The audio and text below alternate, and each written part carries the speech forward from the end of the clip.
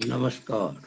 YouTube channel Maths Era and civil engineering by RP Vyas एवं Teachment app की ओर से मैं आरपी व्यास यानी राजेंद्र भैया ji diploma final year civil 5th semester के उन सभी स्टूडेंट्स का हार्दिक स्वागत एवं अभिनंदन करता हूं जिनको उनके सब्जेक्ट कोड CE 5001 यानी कि design of steel and RCC structure के अंदर A+ ग्रेड लाने के लिए तैयारी करनी है। कौन A+ ग्रेड नहीं लाना चाहेगा, लेकिन उसके लिए बहुत मेहनत करनी पड़ेगी और मुझे आशा है कि आप लोग करेंगे। देखिए, ये इस सब्जेक्ट पे मेरा जो पहला यूनिट है 1A, जिसको मैंने नाम दिया है tension members, design of tension members in steel. उस पे ये 7वां वीडियो है, नोट कीजिएगा, इट इज 7th वीडियो।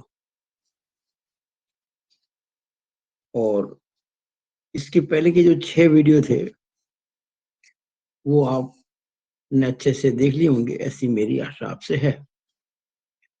इस वीडियो में आज आपको मैं, ये वीडियो लंबा जाएगा, लगभग 1.5 घंटे का, मेरा नॉन स्टॉप बोलना होगा बिना रुके 1.5 घंटे के लिए, लगभग 1.5 घंटा, कुछ कम ज्यादा हो सकता है। 3 नंबर के जो क्वेश्चंस आपके बनते हैं इस चैप्टर में वो सारे इस वीडियो में होंगे। 3 मार्क के क्वेश्चन, चाहे वो थ्योरी के हों, चाहे वो डिजाइन बेस्ड हों, यानी कि संख्यात्मक हों, सब मैंने ले लिए हैं। आप बहुत ध्यान से इस वीडियो को देखें। आपको इसकी PDF नहीं मिलेगी तो आपको जैसे मैं अभी मान लीजिए ये मैंने इसको यहाँ पर रोक दिया है, तो आप आराम से पॉज करके इसकी फोटो ले सकते हैं।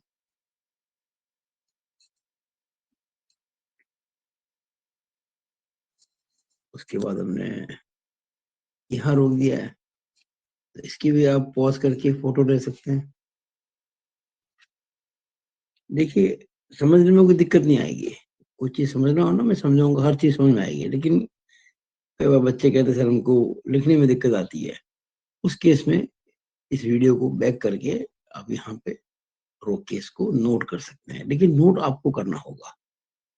मैं हमेशा ये कहता आया हूँ स्टूडेंट्स को कि जितने भी पेपर्स हैं डिजाइन बेस्ड और बेसिक स्ट्रक्चर वाले जो सब्जेक्ट है, वैसे तो किसी भी सब्जेक्ट में ये बात लागू होती है, पर खास तौर से उन सब्जेक्ट में जो कि स्ट्रक्चर पे बेस्ड होते हैं, जैसे स्ट्रेंथ ऑफ मेटेरियल्स है, हाइड्रोलिक्स है, मतलब जो न्यूमेरिकल बेस्ड होता है ना, वो टॉस है, ये design of steel and RCC structures है। इनमें तो विशेष रूप से आप जब तक सेल्फ नोट नहीं बनाएंगे तब तक आपको लाभ नहीं होगा। और सेल्फ नोट बनाने के लिए मैं इतनी मेहनत कर रहा हूँ, मैंने बहुत मेहनत की आप लोगों के लिए। तो ये मैंने आपको थोड़ी देर के लिए रोक दिया पेज को, आपने इसको पॉज करके इसको बाद में नोट कर सकते हैं। अब मैं हर चीज को समझा रहा हूँ। आप देखेंगे जहां जहां मैंने रेड पेन से कुछ लिखा हुआ है वो कुछ स्पेशल बातें हैं। कहीं मैंने कोड का पेज नंबर लिखा है, कहीं मैंने कोई पिछला अपना जो काम किया उसको रेफर किया है। इस तरह से शुरू करते हैं। देखिए, पहला क्वेश्चन, देखिए कुल मिला के मैंने इसमें लिए हैं आपके लिए 13 क्वेश्चन, 13 क्वेश्चन हम इस वीडियो में करेंगे आज। 13 क्वेश्चन 3 नंबर के। और उसके अलावा मैंने लिख भी दिया, ये भी कर लें, आया तो नहीं लेकिन कर लें। ये क्वेश्चन भी आपको कहूंगा करने के लिए और प्रैक्टिस। और सबसे इंटरेस्टिंग बात क्या है, ये जितने भी क्वेश्चंस हैं ऑलमोस्ट सबके, मैं एक आध की तो बात नहीं करता, ऑलमोस्ट सबके आपको आंसर्स कोड में मिलेंगे। कहाँ मिलेंगे वो मैं आपको अभी इस वीडियो में बताऊंगा, आप सब नोट करें। अब समस्या क्या आती है कि कई बच्चे एग्जाम देते हैं हिंदी मीडियम में, कोड में सब कुछ लिखा है इंग्लिश मीडियम में। तो मैं ये राय दूंगा आप लोगों को कि जब इंग्लिश मीडियम में स्टूडेंट्स जो लिखते हैं कोड को देखकर, बेशक बिल्कुल वो कोड को देख के लिखना कोई अपराध नहीं है, वो नकल में नहीं आता, ध्यान रखना। उल्टा परीक्षक खुश होगा अगर बच्चों को पता है इसका आंसर कोड में यहाँ पर है। लेकिन हाँ, ये मैं जरूर चाहूंगा कुछ बातें अपनी ओर से जोड़ के लिखें। लाइन टू लाइन वो लिख देंगे तो उसका थोड़ा सा असर कुछ कम होता है। अगर कुछ बातें अपनी ओर से स्पेसिफिक फॉर्म लिखे, वो लिख सकते हैं आप। अगर आप कोड को देखेंगे, पढ़ेंगे, तो कोई दिक्कत आपको नहीं आएगी, आप अपनी भाषा में कुछ लिख सकते हैं। कोशिश करना, वरना तो खैर आपको लिखना तो वही है, एज इट इज लिखना है। मैंने क्या किया है इस वीडियो में, उन सबको जो उनको मैंने हिंदी में लिख दिया है। उनको मैंने जितनी भी मेरी टूटी फूटी हिंदी है उसमें अपनी ओर से लिख दिया है। मैं बोल बोल के सुनाऊंगा आपको, तो आप उनको नोट कर लेना। बहुत धीमे बोल रहा हूँ मैं। ये वीडियो जाएगा 1.5 घंटे के ऊपर भी जा सकता है, तो मुझे नहीं पता कितना जाएगा। अब शुरू करते हैं। पहला question, explain net sectional area in brief. यानी कि निबल काट क्षेत्रफल को संक्षेप में बताइए। सबसे पहली बात तो ये है कि ये जो क्वेश्चन है 2022 में पूछा गया है, 2022, पेज 1 पर ही है, और क्वेश्चन नंबर पहले का 5वां है। ये लेटेस्ट पेपर में है, जो भी वार्षिक पद्धति के एग्जाम हुए थे ना, तो आपसे सीनियर स्टूडेंट है वार्षिक पद्धति में, एनुअल स्कीम में, उसमें ये क्वेश्चन पूछा गया था। क्वेश्चन पहले का 5वां, पेज नंबर 1। मैं आपको बता दूं, क्वेश्चन पहले का 5वां, पेज नंबर 1, ये देखिएगा, ये पेज नंबर 1, ये पेपर 2022, और ये आपका क्वेश्चन पहले का 5वां। देखा ना, explain the following in brief. ये देखिएगा, निबल काट क्षेत्रफल, नेट सेक्शनल एरिया, ये है। तो ये क्वेश्चन आपके 3 नंबर में आने की संभावना है। ये तो मैंने लिखा है क्वेश्चन नंबर, और ये मैं आपको कह रहा हूं इसका आंसर आपको टोटली कोड में मिल रहा है। ये मैं पहले डिस्कस कर चुका हूं। कोड में पेज 33 पे जाइए, कोड में जाइए पेज 33 पर, और आर्टिकल है यानी क्लॉज 6.3.3 एंड 6.3.4, 6.3.3 एंड 6.3.4। ये देखिएगा, ये 6.3.3, ये नहीं, ये तो स्ट्रेंथ के लिए। इसके आगे देखिए, ये एक फॉर्मूला दिख रहा है आपको, ये इसमें जो ये आपको मिल रहा है, ये नेट दिख रहा है आपको यहाँ पे, ये हो गया, ये नेट जो पूछा गया ना आपसे, नेट सेक्शनल एरिया, वो ये है AN। फॉर्मूला तो ये TDN का है, लेकिन इसमें जो AN है वो है, देखिए, net area of total cross section. और दूसरा जो इसमें मैंने आपको बताया है वो 6.3.4, 6.3.4 अदर सेक्शन। अदर सेक्शन का मतलब ये है कि डबल एंगल है। नॉर्मली आपका यहाँ पे अदर सेक्शन से मतलब डबल एंगल ही होगा, क्योंकि बाकी आपके कोर्स में नहीं है। ये आपके चैनल सेक्शन है, आई सेक्शन है, आपके इसके सवाल नहीं आना है। तो डबल अदर सेक्शन मतलब हमारा केवल डबल एंगल से, और इसको भी हमने आपको देखना सिखा दिया था पिछले वीडियो के अंदर। अब आपको इसमें जो उत्तर देना है वो केवल ये देना है, AN इक्वल टू नेट से ये वाला। और इसको कैसे निकालते हैं वो आपको मैं बता, ये कोड में नहीं मिलेगा, ये चीज कोड में नहीं मिलेगी, ये आपको मैं पहले सिखा चुका हूँ, देखेगा ये। अच्छा, ये देखिए, इसे नॉर्मली एंगल्स के संदर्भ में ही समझना चाहिए। We should take it with reference to angles and not in case of plates. कारण कि अब प्लेट में जो होता है ना, वो इफेक्टिव नेट एरिया होता है। क्या होता है? Net effective area. और आपसे क्या पूछा गया है? Net sectional area. तो नेट सेक्शनल एरिया जो टर्म है वो प्लेट में काम नहीं आएगी। प्लेट में तो मतलब प्रभावी होना, इफेक्टिव वो काम आएगा, ये आपके एंगल में ही काम आएगा। ये बात मैंने लिख दी है। और देखिए एन का मतलब होता है net area of the total cross section, और ये निकालने का जो फॉर्मूला है वो है A N C plus A G O, यानी कि net area of the connected leg, जो लेग जुड़ी गई है ना उसका एरिया नेट, और A G O net area of the, sorry gross area, GO gross area O मतलब आउटस्टैंडिंग, तो gross area of outstanding leg, AGO gross area of outstanding leg. अब मैंने इसमें लिख दिया है कि फॉर मोर डिटेल, ज्यादा जानना चाहते हैं आप तो सी वीडियो नंबर 6, मेरा जो छोटा वीडियो उसको देखिए ध्यान से, और वो पेज नंबर 29-30 पर देखिए। ये पेज नंबर है आपका 35, तो उस वीडियो के काफी पेजेस है, तो उसमें जो पेज नंबर 29 और 30 है उस पे आपको इसमें काफी ज्यादा मैटर मिल जाएगा। तो वीडियो 6 में इसको डिटेल में मैंने समझाया पूरा हर चीज को। तो ये क्वेश्चन 3 नंबर का अगर आता है तो बस आपको ये लिखना है, A N equal to net area of the total cross section, A N equal to A N C plus A G O, जहाँ A N C net area of the connected leg, A G O gross area of outstanding leg, और इन दोनों को जोड़ देंगे ना तो ये नेट आ जाएगा। बस इतना लिखना है, इससे ज्यादा कुछ नहीं लिखना है। अब आप यहाँ ये मत बताने बैठ जाना कि एंगल होगा, ये बोल्ट होगा, ये डायो, कुछ नहीं, वो आपको एक्सप्लेन नहीं करना है। आपको तो मीनिंग बताना है कि इसका मीनिंग क्या है नेट एरिया का। अगर ये क्वेश्चन बड़ा आता है 8 नंबर का तो आप और ज्यादा बताओ, वो तो जितने ज्यादा नंबर होंगे ना उसके हिसाब से आपको काम करना चाहिए। क्वेश्चन नंबर 2 ध्यान से देखिएगा, explain effective net area in brief. ये क्वेश्चन अभी तक एग्जाम में नहीं पूछा गया है, लेकिन हम जब डिजाइन करते हैं ना तो इसको काम में लेते हैं। लेकिन 3 नंबर के क्वेश्चन में ये आज तक पूछा नहीं गया, लेकिन मैंने इसको ले लिया था कि आपको ध्यान में रहे।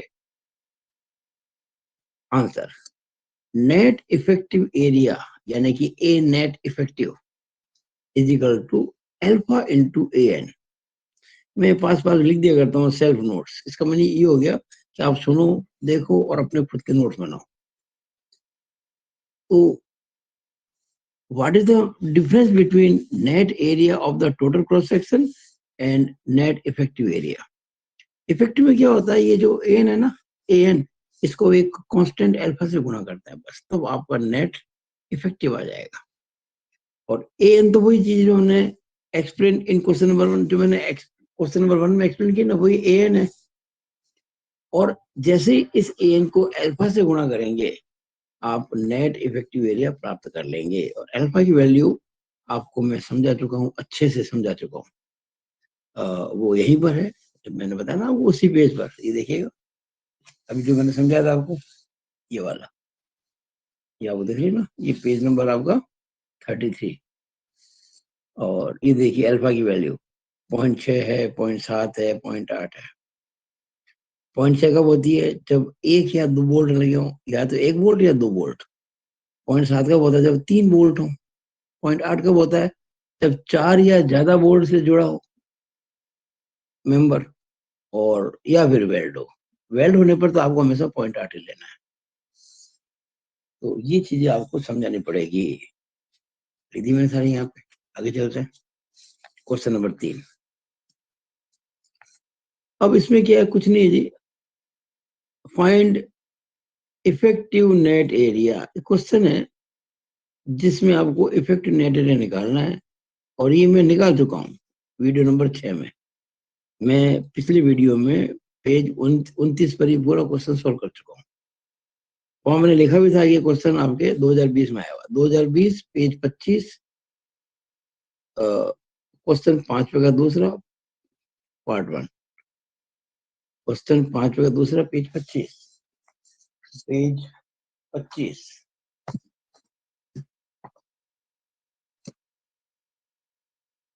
पेज देखिए आप 25, ये वाला।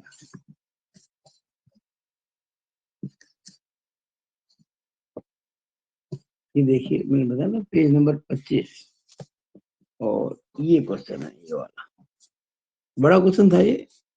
इसके दो भाग हैं, पहला भाग बोल्ड वाला है, दूसरा भाग वेल्ड वाला है। और मैं चूंकि आपको पीडीएफ भेज चुका हूँ ऐप के अंदर, तो आप उससे आराम से क्वेश्चन को उतार सकते हैं। ये 3 बोल्ट है, 18 mm डायमीटर के, ग्रेड इसका 4.6। ये एंगल 175/10 का है, ये भी 100, एक्चुअली एंगल सेम है, यहाँ बोल्ट से जुड़ गए हैं और यहाँ वेल्ड से, ये फर्क है। और आपको दोनों केस में नेट इफेक्टिव एरिया निकालना है। बड़ा क्वेश्चन था ये, तो मैंने 2 भाग कर दिया ना, इसलिए 3। अगर ये मान लो दोनों मिला के आते हैं आपका एग्जाम में, तो फिर 8 नंबर का आ जाएगा, ध्यान देना, फिर 8 नंबर आता है। तो ये क्वेश्चन में आपको जब मैंने वीडियो नंबर 6 समझा था ना, तब ये क्वेश्चन मैं कर चुका था, फिर भी मैं आपको हिंट दे देता हूँ। आपने जब उसको सॉल्व किया था, चूंकि क्वेश्चन लिखा हुआ है पीडीएफ में आपके पास है, आप जब ये हिंट दे रहा हूँ, वैसे अभी ये हिंट लिख रहा हूँ, पर ये मैंने उस वीडियो में पूरा सॉल्व किया हुआ है। ANC आपका आया था 750 mm², AGO आया था 700 mm²। उसमें चूंकि आपको बोल्ट 3 दे रखे हैं ना, तो अल्फा आएगा 0.7 फॉर 3 बोल्ट। और AN कैसे निकालेंगे, पहले आप ANC और AGO जोड़ेंगे, तो AN आ जाएगा 1450, और 1450 को 0.7 से गुणा करेंगे, तो आपको मिलेगा आंसर इसका 1015 mm²। जब आप गुणा करेंगे 0.7 को 1450 से, क्योंकि ये AN इफेक्टिव का फॉर्मूला है अल्फा इंटू AN। ये क्वेश्चन नंबर 3 हो गया।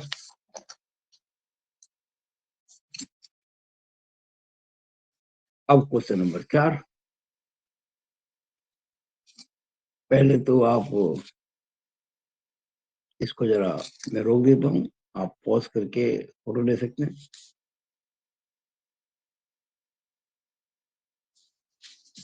और एक बार थोड़ा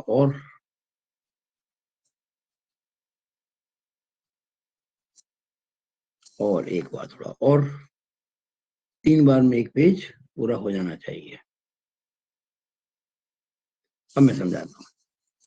देखिए जो क्वेश्चन 4 है, फाइंड इफेक्टिव नेट एरिया, वही क्वेश्चन है सेम, बस ये उसमें 3 बोल्ड थे, इसमें वेल्ड है।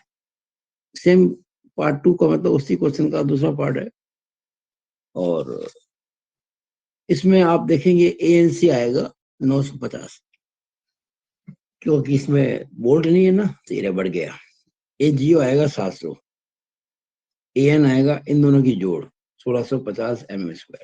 क्योंकि वेल्ड है इसलिए अल्फा हो गया 0.8, और जैसे ही 0.8 को AN से गुणा करेंगे, तो आपको आंसर मिल जाएगा 1320। दिख रहा आपको, ये एक छप गया है गोले में, एक है ये 1320, यानी कि 1320, 1320 mm²। ये वीडियो 6 में मैंने समझा रखा सवाल पूरा, पेज नंबर 30 पर। अगला क्वेश्चन 5वां, explain block shear in short. Block shear को शॉर्ट में समझाना है। ये तो पूरा आंसर इसका कोड में दे रखा है, कंप्लीट इसका आंसर कोड में दे रखा है। पहले तो ये देख लीजिएगा, क्वेश्चन जितने भी क्वेश्चन में लिखा रहा हूँ ना आपको एग्जाम के, वो आप पेपर से पीडीएफ से देख के अपने हाथ से लिखें, चित्र बनाएं, तो मजा आएगा। पूरा क्वेश्चन होता रहा हिंदी में, इंग्लिश में, जो भी आपकी लैंग्वेज करना चाहो, और उसके बाद इसका आंसर निकालें। वो जो नोट्स बनेंगे ना आपके, वो बम्पर होंगे, उसका कोई मुकाबला नहीं होगा। और ये आपको मिलेगा question number 16, sorry page number 16, question चौथे का पहला, पेज नंबर 16, क्वेश्चन चौथे का पहला, पेज नंबर 16, क्वेश्चन नंबर 4 का एक, ये देखिएगा। ये तो आपका हो गया पेज 16, और ये देखिएगा, दिख रहा है आपको क्वेश्चन चौथे का पहला, तनाव सदस्य के डिजाइन में ब्लॉक अपरूपण को समझाइए। Explain design strength of tension member due to block shear. तो क्वेश्चन को आपको लिख देना चाहिए पूरा, अब इसमें कमी नहीं करनी चाहिए। और अब रही बात इसके आंसर की, उसके लिए आपको पेज 33-34 कोड का और आर्टिकल यानी कि क्लॉज 6.4, पेज 33-34, ये 33 और ये 6.4 दिख रहा है आपको। 6.4 design strength due to block shear, साफ साफ लिखा हुआ है और सब कुछ समझा हुआ है इसके अंदर। कुछ क्वेश्चन का यहाँ पर भी है,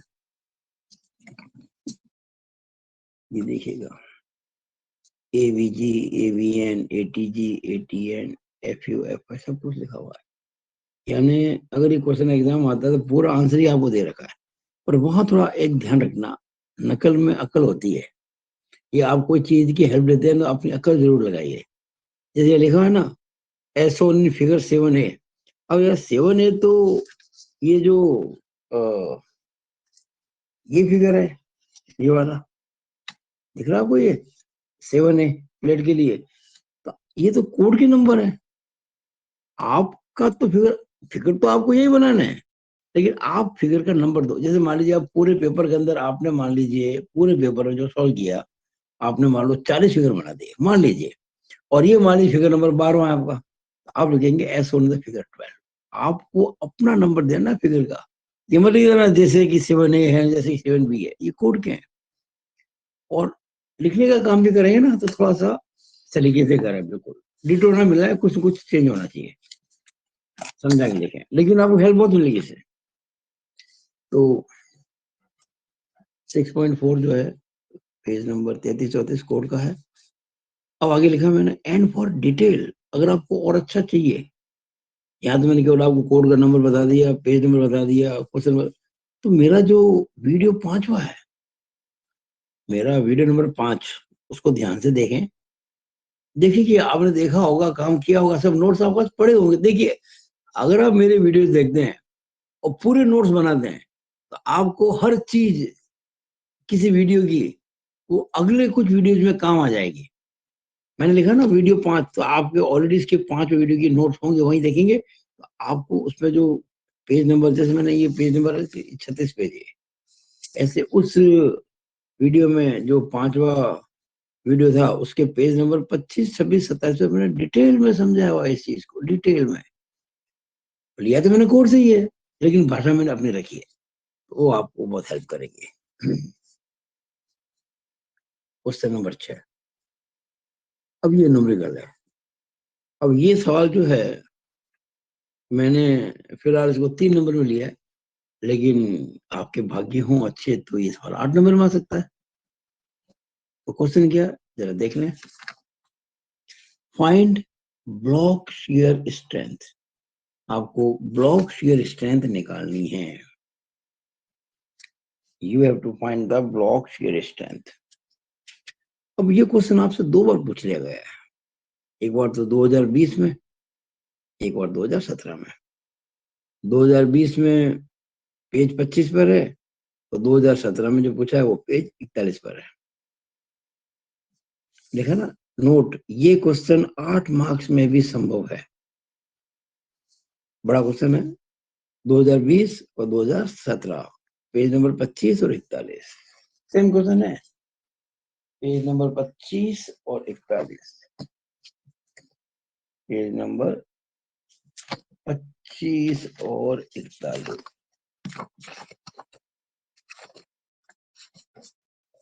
ये देखिएगा, ये तो आपका पेज नंबर 25 और ये क्वेश्चन लिखा हुआ पूरा, देखिए ये आपको पीडीएफ मिल जाएगा। देखा ना, determine the block shear strength of the tension member shown in the figure, ये आपको दे रखा सारा। ये ISA 80-50, देखिए यहाँ केवल फिगर दिया, मैंने जब उसको पहले समझाया था, इसी को समझा चुका हूँ नोट्स के अंदर, और मैंने बहुत अच्छे से बताया इस चीज को, और मैंने यही क्वेश्चन लिया था उस समय भी, बता दूं आपको, मैं यही लिया था मैंने समझाने के लिए। तो ISA Indian standard angle 80 × 50 × 8 mm और ये दो बोल्ट लगे हुए हैं और गजर प्लेट से जुड़े हुए। ये गजर प्लेट है, डॉलर दिख रही है ना ये, और ये तो वो इधर जा रही है ना, पूरा बताया नहीं मैंने, ज्यादा अच्छा बताया मेरे नोट्स के अंदर। ये वाला क्वेश्चन है, पेज नंबर 25 पे है। उसके अलावा पेज नंबर 41 पर यही क्वेश्चन है वापस, पेज नंबर 41 पर, ये पेज नंबर 41, और सेम क्वेश्चन, कोई चेंज नहीं है। बस उसमें क्या, ये आपको कैचिंग लाइन नहीं बता रखी थी, यहाँ इस प्रकार दिखा दी। एक्चुअली ब्लॉक शेयर का ये शो करने का तरीका होता है, उसमें नहीं दिखाया था, इसमें दिखा दिया। बाकी वही सारे डाटा है, कोई चीज नहीं है। क्या लिखा देखिए यार इसमें, चित्र में दर्शाए गए तनाव अवयव के लिए ब्लॉक शेयर स्ट्रेंथ याद करिए। Determine the block shear strength of the tension member shown in figure. वही है क्वेश्चन सारा, सेम क्वेश्चन दो बार आ गया। और ये क्वेश्चन जो है छठवां, ये मैंने पूरा सवाल आपके सामने किया है।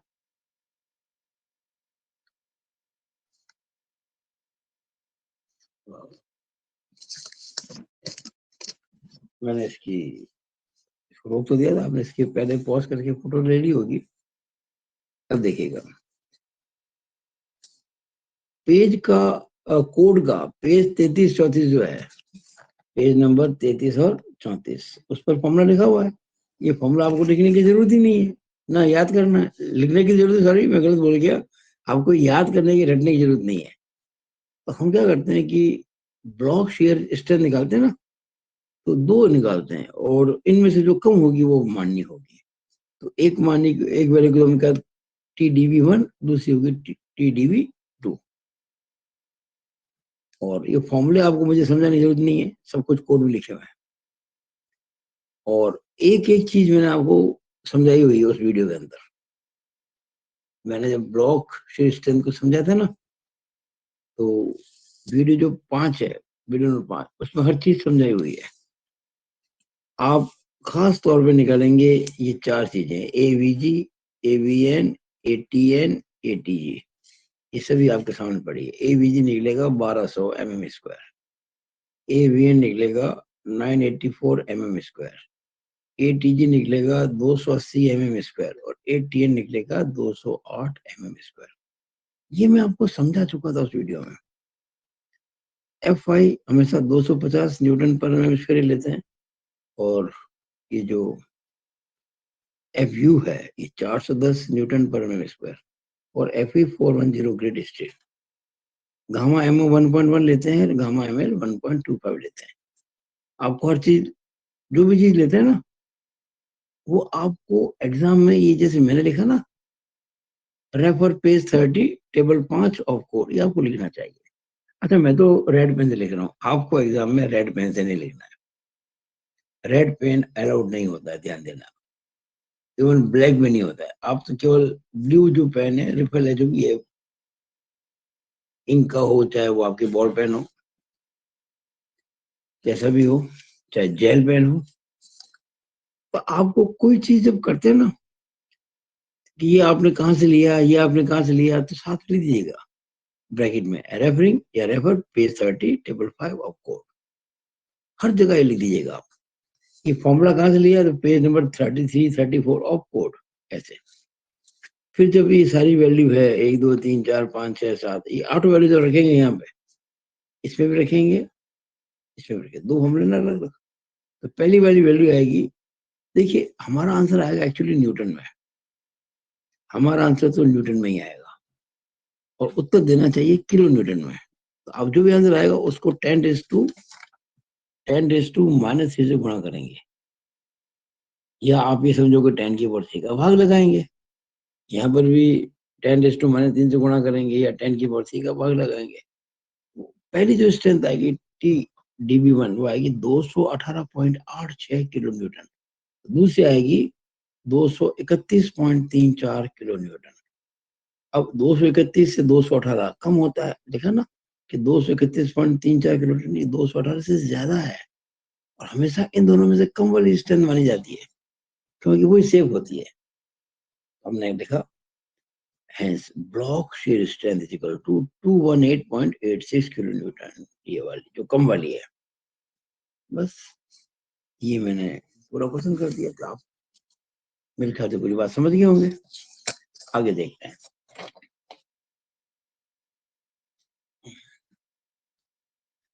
पेज नंबर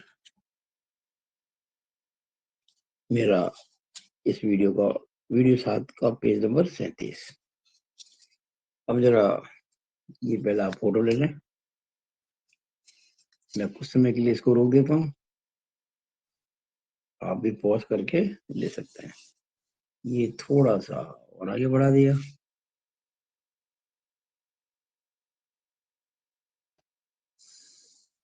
थोड़ा और बढ़ा दिया,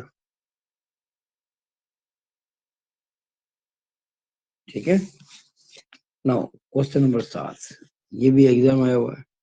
नहीं, ये एग्जाम नहीं है। मैंने जो क्वेश्चन लिए ना आपके लिए, जो क्वेश्चन सेलेक्ट किए हैं वो एग्जाम के तो किए हैं, उसके अलावा वो भी कर लिए जो आ सकते हैं। तो question 7, explain net effective area of plates in tension.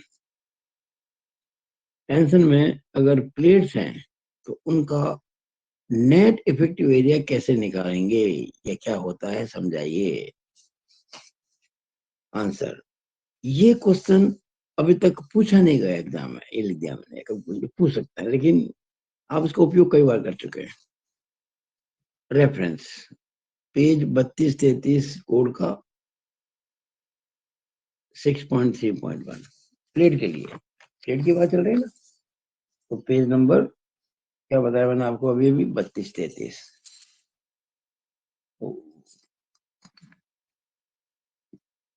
ये देखिएगा, ये पेज नंबर 32 और ये पेज नंबर 33। ये देखिए, design strength due to rupture of critical section. Actually आपको डिजाइन स्ट्रेंथ नहीं निकालनी है, आपको तो इफेक्टिव नेट इफेक्टिव एरिया निकालना है। ये जो फॉर्मूला है ना TDN का प्लेट के लिए 0.9 AN FI upon gamma M, इसमें जो ये AN है यही नेट इफेक्टिव एरिया है। देखिए लिखा लिखा नहीं AN यहाँ पे, net effective area of member, ये वाला। जबकि वो जो फॉर्मूला था ये वाला एंगल के लिए, उसमें AN जो था वो नेट इफेक्टिव नहीं था, उसमें AN था net area of the total cross section. और प्लेट के फॉर्मूले में, प्लेट के केस में ये जो फॉर्मूला, इसमें जो AN है वो नेट इफेक्टिव एरिया है, और इसको निकालने का ये फॉर्मूला मैं आपको पहले बता चुका था। ये मैंने एक वीडियो में गलती से मैंने एक पेज पे 4G की जगह 2G लिख दिया था, तो आप उसको सही कर लीजिएगा। एक जगह मैंने गलती से जल्दी जल्दी में 4G की जगह 2G लिख दिया था। तो आप लोग कभी ऐसी गलती ना करें। कभी मान लीजिए मैं किसी कारण से गलती कर जाऊं, कभी कभार गलती हो जाती है, इंसानों से गलती होती है। तो आप जो मेरे वीडियो देख रहे हैं, बाकायदा आपको सुझाव आमंत्रित है, मेरे मोबाइल नंबर पर आप अपने सजेशन भेज सकते हैं, व्हाट्सएप ग्रुप के अंदर भी भेज सकते हैं। भेजे भी थे एक बच्चे ने, तो मैंने उसको सही कर दिया सॉरी कहते हुए। ये फॉर्मूला है नेट निकालने का, ये मैंने डिटेल में लिखा हुआ है, खुले खुले अक्षरों में लिखा नहीं है, सॉरी, ये पहले समझा चुका था ना आपको मैं, और मैंने लिख दिया फॉर डिटेल। अब ज्यादा समझना डिटेल में तो मेरा वीडियो 4 देखो, वीडियो 4 पेज 16, 17, 18 पे देखो। ये फॉर्मूला है AN यानी कि net effective area of plates, B minus N into DH plus sigma P square upon 4G। ये P ऐसा ही लिख दिया, S का होता है स्टैगर्ड पिच, और G का होता है गेज डिस्टेंस। I इंडिकेटर है, अगर ऐसे 4 है तो PS1 G1 PS2 G2 ऐसे इस प्रकार से। और बाकी जो काम है ये फॉर्मूला लिखने के बाद में, बाकी इनके मीनिंग बताना, बी क्या है, DH क्या है, PS क्या है, G क्या है, ये रिमेनिंग अपने आप करें, डू सेल्फ। क्योंकि हम सारी चीज कर चुके हैं, हर चीज कोड में लिखी हुई है, हर चीज कोड में लिखी हुई है। और मैं आपको पिछली वीडियोस में इसको समझा चुका हूँ। ये हमारे 7 क्वेश्चन हो गए। आगे चलते हैं। अब मैं वो क्वेश्चन ले रहा हूँ जो कम पूछे जाते हैं, पूछे तो गए हैं, और हो सकता है कि क्वेश्चन 8 नंबर पूछ ले। ये जो क्वेश्चन है ना, अब जो कर रहा हूँ ये क्वेश्चन, ये जो 8वां क्वेश्चन कर रहा हूँ इस वीडियो में, देखा मैंने यहाँ पे 8 मार्क क्वेश्चन भी हो सकता है एग्जाम में। ये एक्चुअली क्वेश्चन तो बहुत छोटा था, ये आपके 3 मार्क्स में आएगा। Define limit state.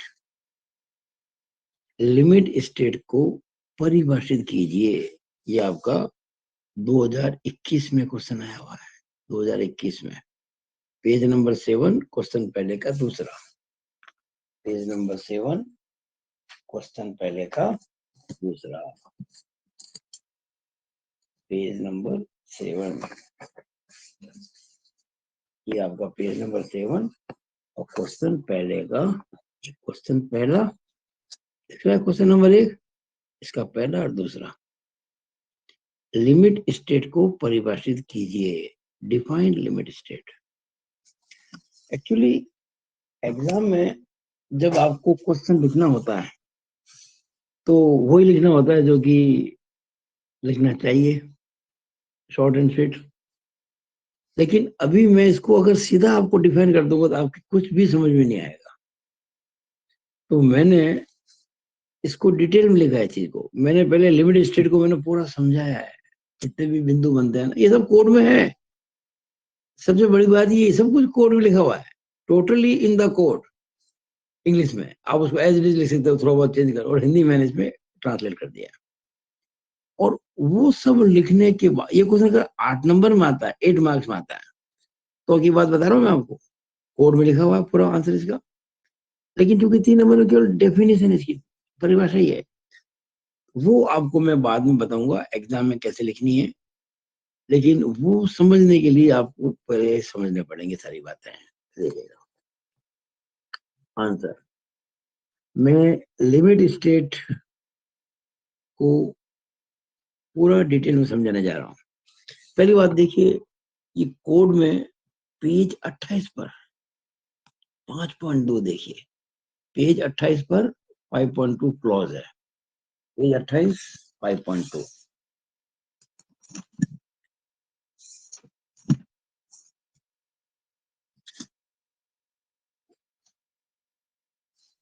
देख रहा आपको पेज नंबर 28, और ये आपका 5.2,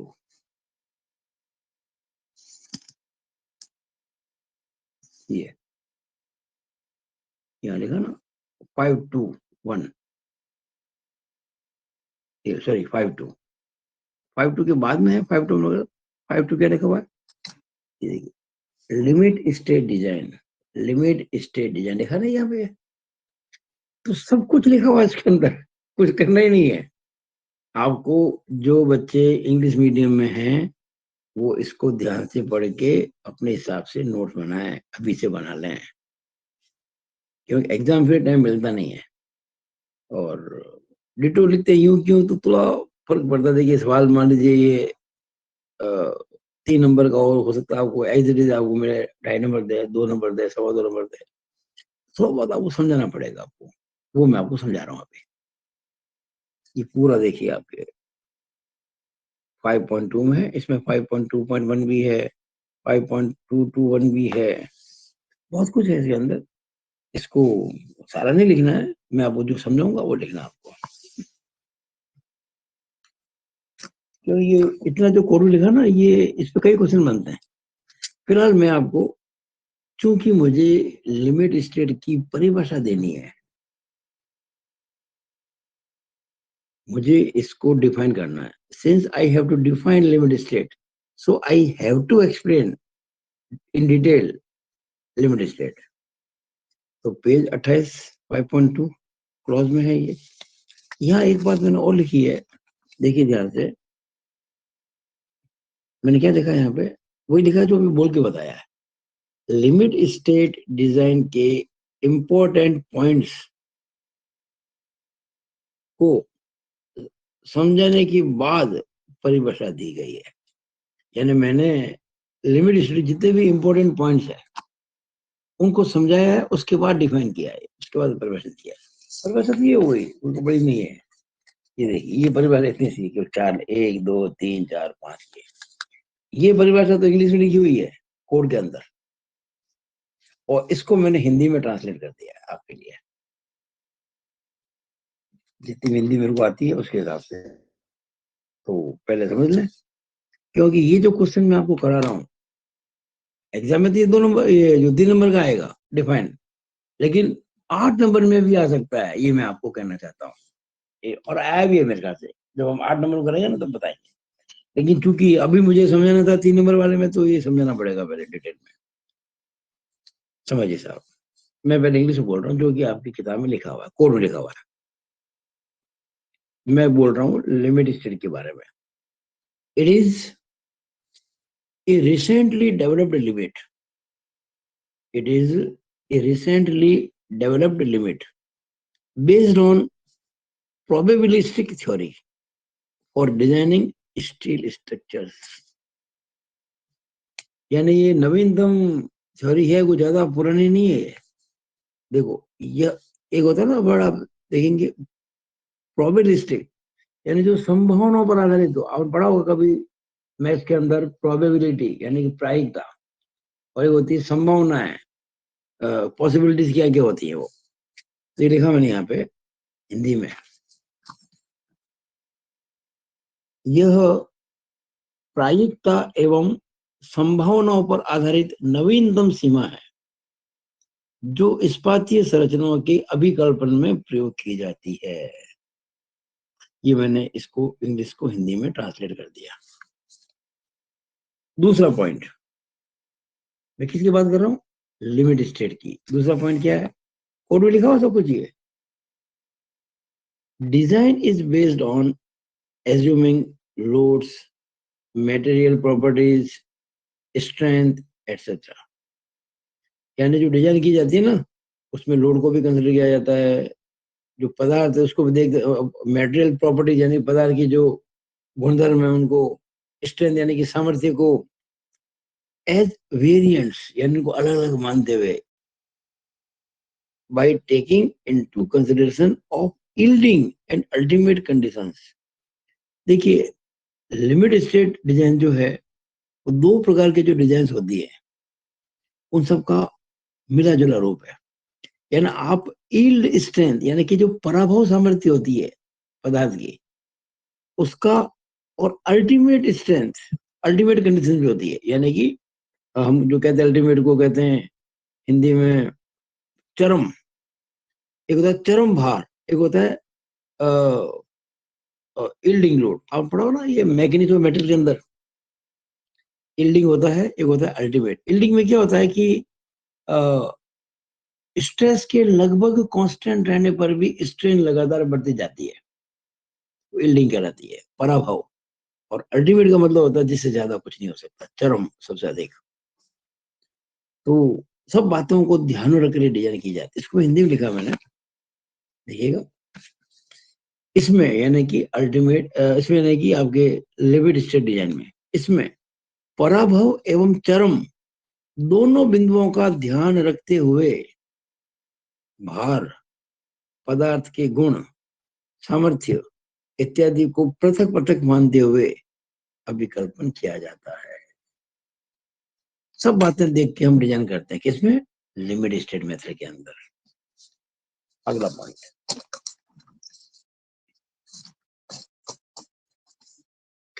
अगला पॉइंट में बोलूं समझो, उसके पहले पॉज कर लो इसको भाई, ताकि आपको उतारने में कोई दिक्कत नहीं हो। आधा पेज हो गया, पूरा कर लो। अब देखिए, बस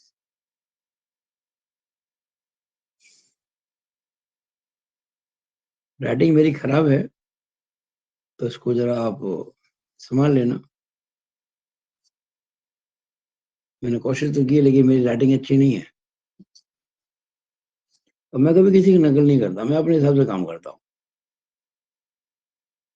हाँ, देखिए अगला पॉइंट, हम बात कर रहे हैं लिमिट स्टेट की। ये कोड में, ये सब कोड में लिखे हुए पॉइंट।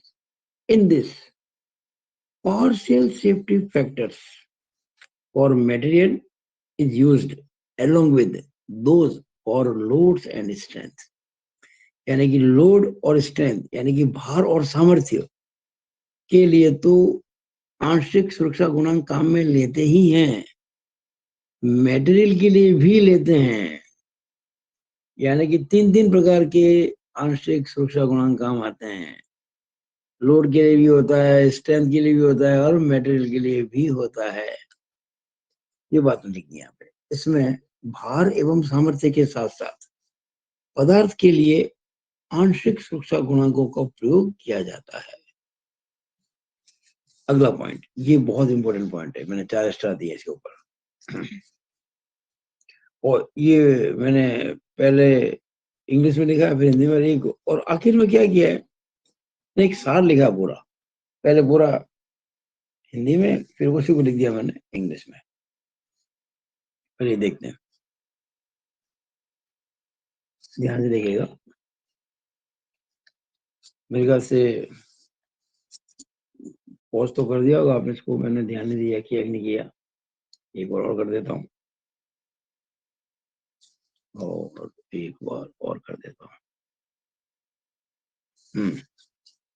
देखिएगा, इट इज सुटेबल फॉर, मैं किसकी बात कर रहा हूँ, मैं बार बार रिपीट करता हूँ ताकि आपको याद रहे, हम लिमिट स्टेट डिजाइन की बात कर रहे हैं, लिमिट स्टेट की।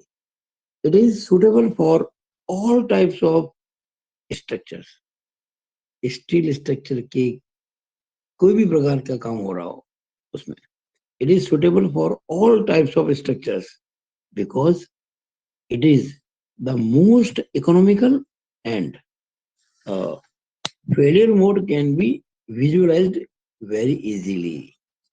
एक तो ये सबसे, आप कह सकते हैं कि इसको आप सस्ता वर्ड यूज मत करना, हम कई बार करते हैं बहुत सस्ता होता है, ये सस्ता वर्ड सही नहीं है। हम कहते हैं ना इकोनॉमिकल, तो आपको मितव्ययी है, क्या बोलते हैं इसको, मितव्ययी। देखो ये लिखा मैंने, यह सभी प्रकार की संरचनाओं के लिए उपयुक्त है क्योंकि ये मितव्ययी है, यानी कि इकोनॉमिकल है, एवं विफलता के प्रकार को भली भांति समझा जा सकता है। यानी कि जब कोई स्ट्रक्चर फेल होता है ना, तो किस प्रकार से फेल हो रहा है वो एकदम इसमें क्लियरली,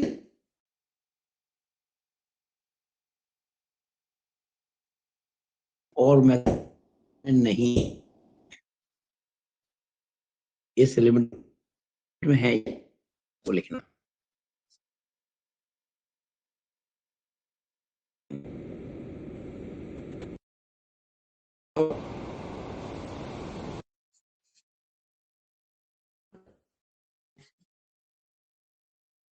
ये जो है ना लिमिट स्टेट कर रहा हूं मैं, इन